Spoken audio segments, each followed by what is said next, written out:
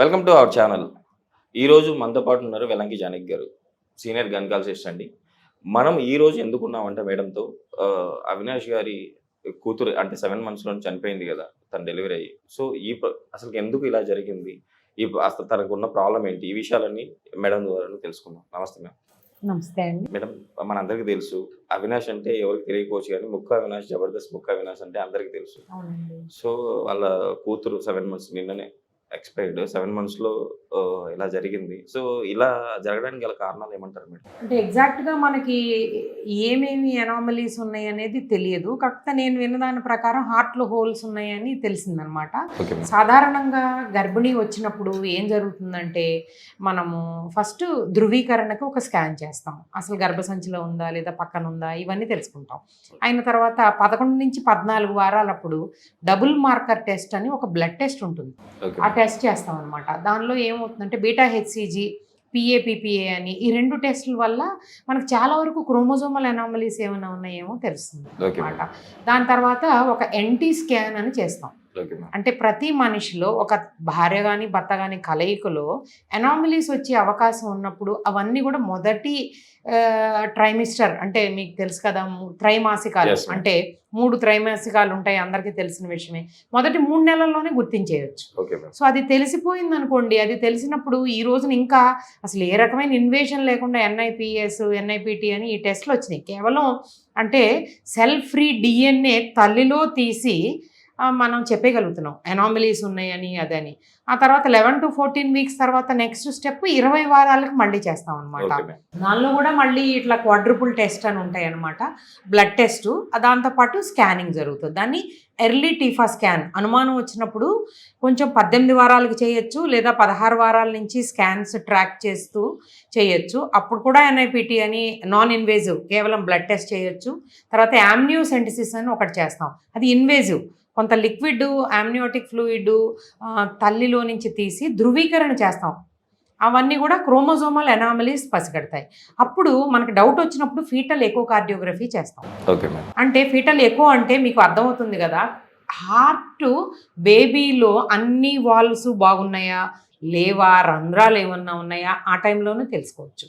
అంటే 20 వారాల్లో తెలుసుకున్నప్పుడు అబార్షన్ అనేది అడ్వైజ్ అవసరమైతే పిడియాట్రిక్ సర్జరీ ఒపీనియన్ తీసుకుని అబార్షన్ అనే ఆప్షన్ పేషెంట్స్కి ఇస్తాం అనమాట. కొంతమంది ఏంటంటే అబార్షన్ తర్వాత చూద్దాంలే, పుట్టిన తర్వాత బేబీకి ఏమీ పెద్దగా లేకపోతే చూద్దాంలే అని వెయిట్ చేస్తూ ఉంటారు. అటువంటి అప్పుడు ఎలా జరుగుతుందంటే బేబీ పొట్టలోనే చనిపోవడం, ఇప్పుడు వీళ్ళకి వచ్చిన ఇబ్బందిలాగా 7వ నెలలో చనిపోయిన తర్వాత తీయడం, ఇవన్నీ జరుగుతూ ఉంటాయి. అదే మనకి 11 వారాలప్పుడే తెలిసినప్పుడే మనం కనుక ముందే చర్యలు చేపట్టి ఉంటే కనుక ఆప్షన్ ఇచ్చినప్పుడు మనం ఒకసారి ఆలోచించుకుని ఎందుకు జరిగింది అని కూడా చూసుకోవచ్చు. ఇలాంటప్పుడు ఏం చేయాలంటే ఫస్ట్ ట్రైమిస్టర్ అబార్షన్ చాలా సులువుగా అయిపోతుంది. అది కానప్పుడు సెకండ్ ట్రైమిస్టర్లో కూడా ఈ అన్ని రకాల టెస్టులని చేసుకుని అప్పుడు కూడా ప్రాబ్లం ఉందని ఈ రోజున అందరికీ అన్నీ అవైలబుల్ వచ్చేసినాయి. మనం ఏదో ఒక డెసిషన్ మంచిగా తీసుకోవాలి. ఒకటి, తల్లిలో ప్రాబ్లం ఉండొచ్చు, క్రోమోజోమల్ అనాలిసిస్ వాళ్ళలో తల్లిలో ప్రాబ్లం ఉండొచ్చు, తండ్రిలో కూడా ప్రాబ్లం ఉండొచ్చు. కానీ 3వ ఆప్షన్లో ఇదే చాలా కామన్గా జరుగుతుంది. వాళ్ళిద్దరూ నార్మల్గానే ఉంటారు, కానీ కలయిక లేట్ అయినప్పుడు ఎగ్ ఏజ్డ్గా ఉండొచ్చు, స్పర్మ్ ఏజ్డ్గా ఉండొచ్చు. అప్పుడు పుట్టే బేబీకి ఇలా అవాంఛితంగా అనుకోని విధంగా ఒక్కసారి రావచ్చు. కానీ ఒకసారి మనం వెల్కమ్ చేస్తూ ఈరోజు మామూలు బేబీ షవర్ అని ఫోటోషూట్లని వైరల్ అయిపోయి ఇట్లా వీళ్ళందరికీ తెలిసిపోయిన కప్పులు కదా అందరూ వెయిట్ చేస్తున్నారు, మంచి బేబీని ఎప్పుడు ఇస్తారు చూద్దాము అన్న టైంలో వీళ్ళు చాలా అప్సెట్ అయిపోతారు. ఈ ఎమోషనల్ ఫీలింగ్స్ని క్యారీ చేయడం అనేది చాలా చాలా ఇంపార్టెంట్ అనమాట. ఒకసారి వద్దు అనుకున్నప్పుడు ఈ షూట్లు ఇవన్నీ పెట్టుకుని అన్నెసరీగా మనం ఇది ప్రాబ్లమ్స్ అనేవి కొని తెచ్చుకోకూడదు. అంతా బాగుంది, ఎన్టీ స్కాన్ బాగుంది, ఇట్లాగా బ్లడ్ టెస్టులు బాగున్నాయి, NIPT బాగుంది, తర్వాత ఇంకా క్వాడ్రుపుల్ బాగుంది, ఫీటల్ ఎక్కువ బాగుంది, అన్నీ బాగున్నాయి, మీరు కంటిన్యూ చేస్తున్నారు అన్నప్పుడు అప్పుడు పెట్టుకోండి. మీ ఎమోషనల్గా మీరు బేబీ షవర్ అని కానీ ఇవన్నీ అప్పుడు పెట్టుకోండి. కానీ ఒకసారి వచ్చిన ప్రాబ్లం మరోసారి వచ్చే అవకాశం ఉంటుంది కనుక జాగ్రత్తగా ఉండడం అనేది చాలా చాలా అవసరం. అలాగే ఈ టెస్టులన్నీ కూడా జరుగుతూ ఉంటాయి. మేడం ఇంకోటి, ఇప్పుడు యాక్చువల్లీ ప్రెగ్నెంట్గా ఉన్నప్పుడు 3 months, 4 months, 5th month వాళ్ళు ఫోటోషూట్ ఫోటోషూట్లు చేస్తూ ఉంటారు. దీని ఎఫెక్ట్ బేబీ పైన డైరెక్ట్ పడే అంటే లోపల ఉంటుంది కదా, దీనిపైన బేబీకి ఎఫెక్ట్ పడే అవకాశం ఉంటుంది. అంటే ఇదేం రేడియేషన్ కాదండి. అంటే ఫొటోస్ అనేవి ఏంటంటే జనరల్‌గా ఫోటోషూట్ దీంతో అలసిపోతుంది తల్లి అంతవరకే గానీ, దానివల్ల రేడియేషన్ పడుతుందని మనకి ఇప్పటివరకు సైంటిఫిక్‌గా ఎదమిద్దంగా మనకు తెలిసిందంటూ ఏం లేదు. ఎవరు కూడా డిస్కస్ చేసిందంటూ కూడా నాకు తెలీదు. మేడం ఇప్పుడు యాక్చువల్లీ బేబీకి వచ్చేసి లోపల హోల్స్ ఉన్నాయని చెప్పేసి చెప్పారు. బట్ ఈ హోల్స్ మన లోపల బేబీ కడుపులో ఉన్నప్పుడే అంటే సాల్వ్ చేయలేమా? ట్రీట్మెంట్ ఇప్పుడు అధునాతంగా ట్రీట్మెంట్లు ఏం లేవు. మీరు చాలా మంచి ప్రశ్న అడిగారండి. ఫీటల్ థెరపీ అంటారు దీన్ని. ఇది చాలా అడ్వాన్స్డ్ ప్రొసీజర్స్. అంటే మనం లాప్రోస్కోపీ చేసినట్టుగా ఫీటోస్కోపీ చేసి దాని లోపలే ఈ రంధ్రాలు పూడ్చివేయడం అనేది చాలా వెల్ అడ్వాన్స్డ్ సెంటర్స్లో జరుగుతుందని కొన్ని రిపోర్ట్స్ ఉన్నాయండి. కానీ ఇక్కడ మనకి ఇంకా అంత తేలిగ్గా అందుబాటులోకి రాలేదు. జనరల్గా ఇక్కడ ఇండియాలో ఎట్లా ఉంటుందంటే మీరు బేబీని డెలివర్ చేసేసేయండి.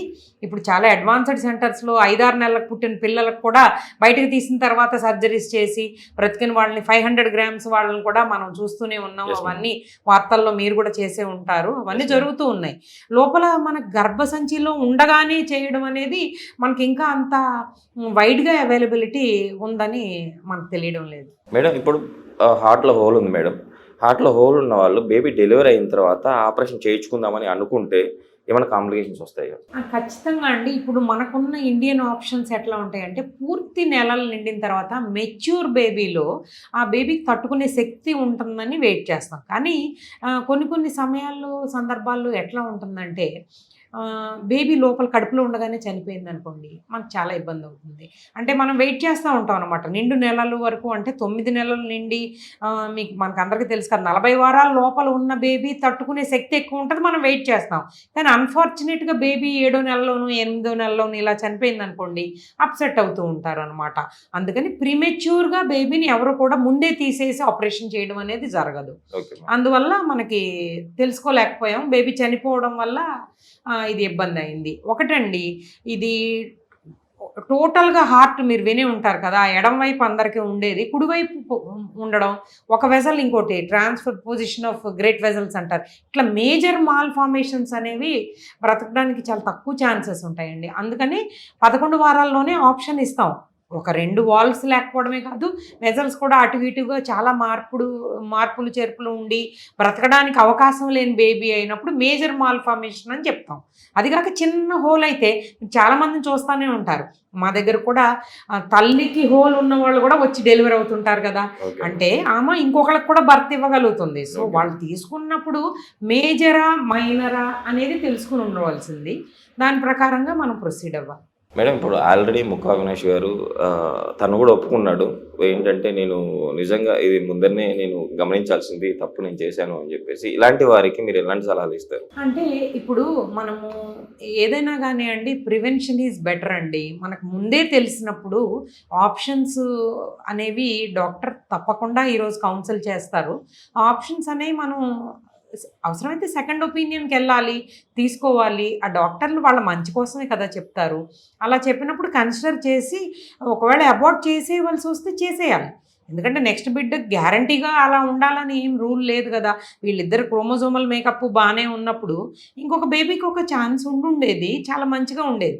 అలా కాకుండా మనం బేబీ కడుపులోనే పోయినప్పుడు ఒక ఎమోషనల్గా మనం అప్సెట్ అయ్యే అవకాశాలు ఉంటాయి కనుక అదంతా మనం భరించవలసి వచ్చింది. ఓకే మ్యామ్, ఇంత అంటే యాక్చువల్లీ హార్ట్ పాపకి బేబీ లోపల హార్ట్ హోల్ ఉంది, ఎలాంటి ట్రీట్మెంట్లు అందుబాటులో ఉన్నాయి, అండ్ బేబీ వద్దు మనం కనుక్కుంటే ఏ టైంలో మనం అబార్షన్కి వెళ్ళాలి అని చెప్పి చాలా చక్కగా వివరించారు. Thank you ma'am.